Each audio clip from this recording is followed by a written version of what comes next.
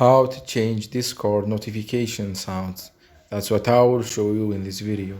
But before we begin, make sure to subscribe to the channel and ring the bell to get notified whenever a new video is uploaded. With that said, let's get started. So go ahead and open up Discord, and once you do that, click on the profile picture at the bottom right. Once you're here, scroll down to the app settings section, and from there click on notifications. A pop-up window will appear at the bottom, from which you want to click on the option that says tweak notification settings.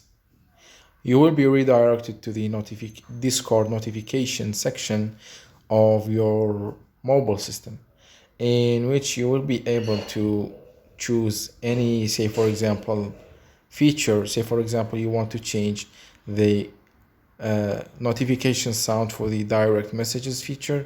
Click on it and scroll down and click on sound, and here you will find a large list of options that you can choose from to set as a notification sounds for the direct messages. Just click on any one of them to select, and you can do the same with all. Say for example, the event live, click on it, click on sound, choose any sound to set it as the notification sound for that specific feature. So that was it for this video. That's how you can change Discord notification sounds.